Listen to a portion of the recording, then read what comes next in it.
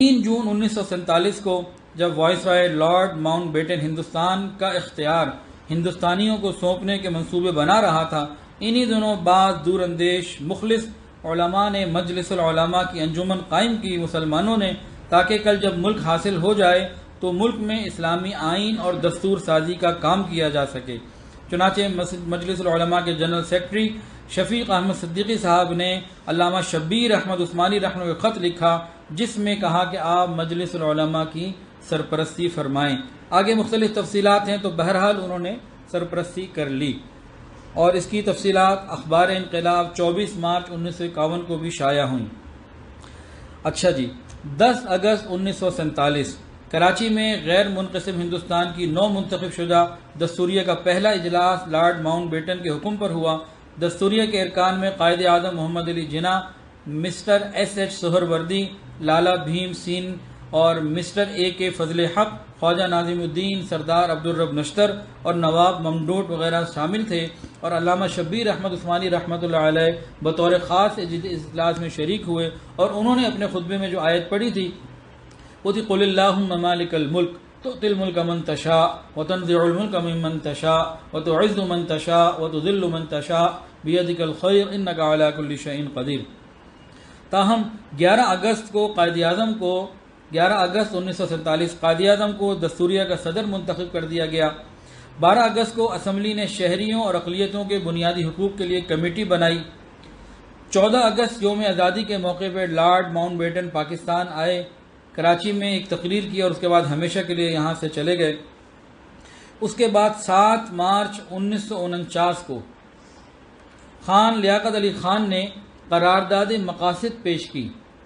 خان لیاقت علی خان وزیر اعظم پاکستان، انہوں نے قرارداد مقاصد پیش کی، جس کی ایک ایک شق کی بھی وضاحت کی۔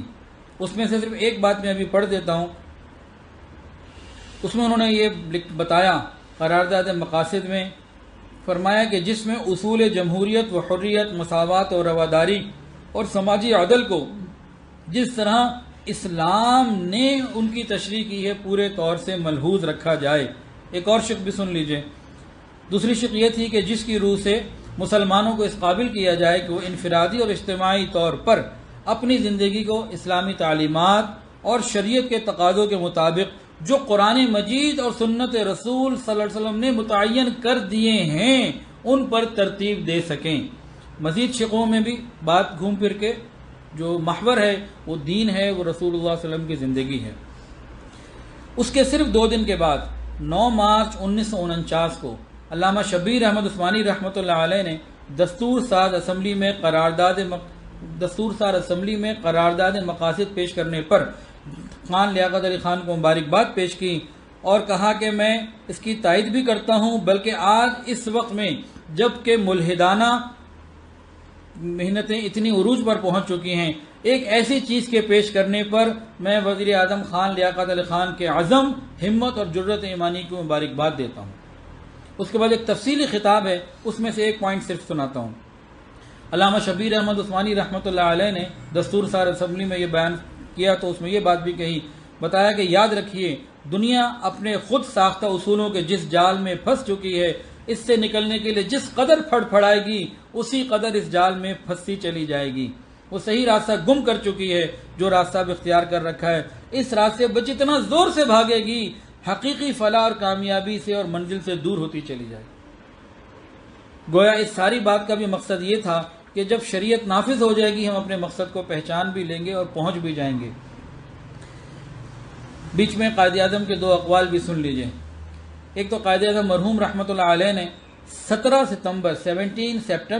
1944 کو گاندھی جی کے نام جو خط لکھا تھا اس میں قائد اعظم نے لکھا، اس کا ایک ایک حرف ذرا سمجھیے۔ قائد اعظم لکھتے ہیں گاندھی کو، قرآن مسلمانوں کا مکمل ضابطۂ حیات ہے، اس میں مذہبی، مجلسی، دیوانی، فوجداری، عسکری، تعزیری، معاشی اور معاشرتی، غرض یہ کہ تمام شعبوں کے احکامات موجود ہیں۔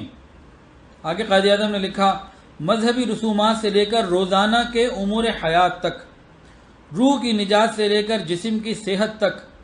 جماعت کے حقوق سے لے کے فرد کے حقوق و فرائض تک،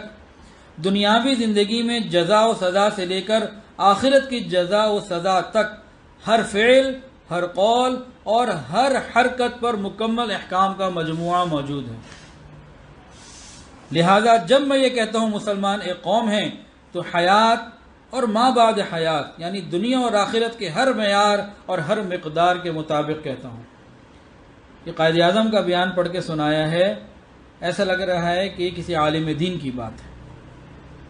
جو بہت ہی گہری نظر سے دین کو سمجھتا ہوں، اور یہ ڈاکومنٹڈ ہے۔ قائد اعظم نے نومبر 1945 پیر صاحب مانکی شریف کے جو نام خط لکھا اس میں صاف صاف لکھ دیا، کیا لکھا کہ اس بات کے کہنے کی ضرورت ہی نہیں کہ قانون ساز اسمبلی جس میں بہت زیادہ اکثریت مسلمانوں کی ہوگی مسلمانوں کے لیے ایسے قانون بنا سکے گی جو اسلامی قانون کے خلاف ہو اور نہ پاکستانی غیر اسلامی قانون پر عمل پیرا ہو سکیں گے۔ گویا یاد کہ مسلمان جب اکثریت میں ہوں گے وہ ایسا قانون بنا ہی نہیں سکتے جو شریعت سنت کے خلاف ہو۔ یہ پیر صاحب مانکی شریف کو لکھا۔